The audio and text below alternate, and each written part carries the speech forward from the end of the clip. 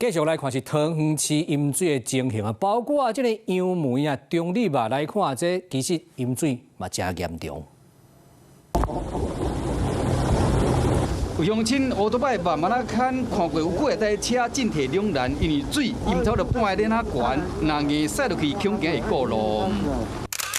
桃園因為落大雨，有真個所在攏淹水。富岡富豐北路地下道嘛攏積水，一台紅色遊覽車卡佇路中袂頂袂動，邊嘛有趕緊移封鎖線。另外佇民富路2段199號的地下道，水超淹19公分，敢會使單邊通過。早起桃園一直落大雨，若有積水災情，連路面嘛攏裂開。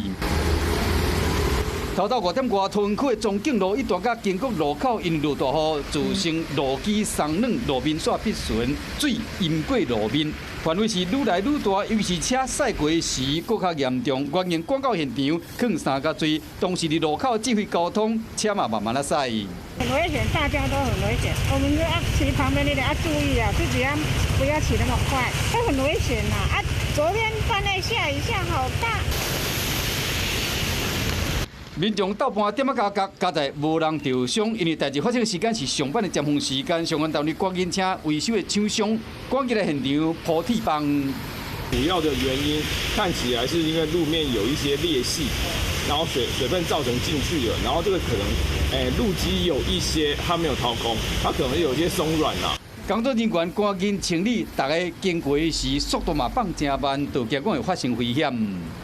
民警巡邏期間，發現莊敬路與經國路口路面出現凹陷情形，為避免發生交通事故，立即於現場實施交通管制與安全警戒，並通報道路養護單位到場勘查修復。小連續落幾日港大雨後，桃園有真濟災情，唔是淹水，就是路面憋氣和透早着急要上班上課的鄉親，真上腦筋。